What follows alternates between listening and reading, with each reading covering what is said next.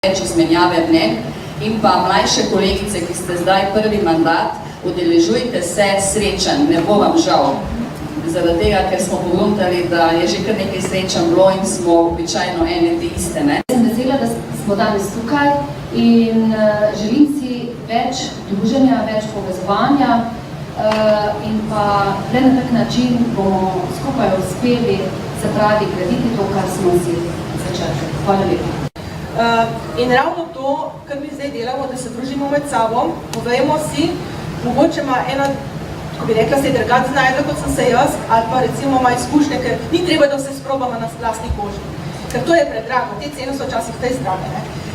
In da si delimo ta mnenja, to je nekaj najlepšega. Pričakujem od te delavnice nekako, da bomo ostale povezane tudi vnaprej in da bomo mogoče potem na tistih točkah, kjer se nam bo ustavilo, tako kot je rekla kolegica, kjer mogoče ne bomo čisto prepričane v neko stvar, zavrtele številko ali pa se pomailale, preverjale podatke, primerjale po občinah stvari, vsi med seboj pomagale in ne bomo čakali na ta tako imenovan moški lobi, ker oni gledajo na stvari vseeno drugače. In bomo na tak način v bistvu zmogle in prepričale, da smo sposobne, da lahko stvari spremenimo in da nam ni treba stati v strani. Tako da v današnjem delavnici, da vam predolgo pričakujem, ste že vse povedali, tako da v bistvu nimam veliko druga zapovedati, to, da ostanemo v kontakti, da se danes družimo, te izmenjave naših izkušenj, da se lahko ga obrneš, kaj enkrat to ne veš, kako naprej, kako ste vi tudi lepo povedala, pa predvsem to je, moški zelo skrb držijo, ni ženske pa ne. In zato nas to tudi velikrat tebe. Oni skrb stopijo pa tudi, če je neumnost, skrb stopijo pa potegne en z drugim, pa tudi, če nekdo res neumnost dela od moških, da drugi potem zaščitijo, ki pa to ne delamo. Mene predvsem zanimajo izkušnje iz tujine, kako se tam srečujejo s takimi problemi oziroma kako se spopadajo.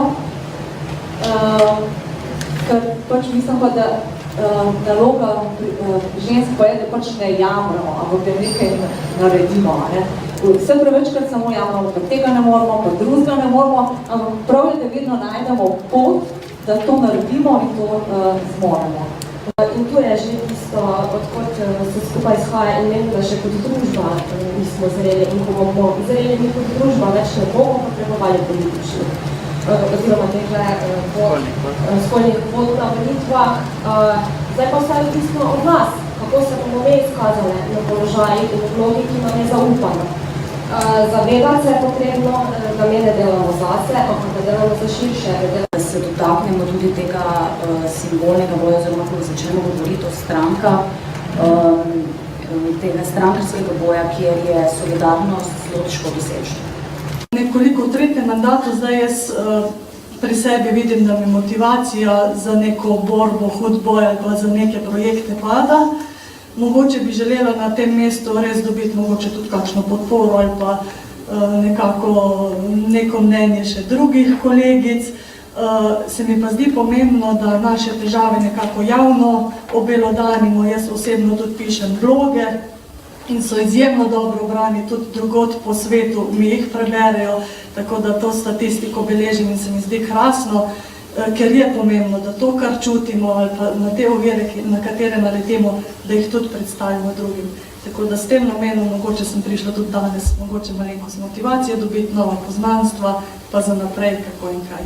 Kaj bi jaz danes rada imela, je pa to, da se te prakse, kot ste rekli, malo prenesejo od starih svetnic, pa do izrazov, mislim, po izkušnjah, na nas, mlade. Izkušnje so vseeno potrebne, sem na začetku in odločila sem se tudi, da se držim te delavnice zaradi tega, ravno zaradi teh izkušnj in pa pričakujem nekatere usmeritve oziroma določena pravna svetovanja, na koga se lahko obrnem čisto neupravno, ker da ne bom da dvomih, glede političnih opcij.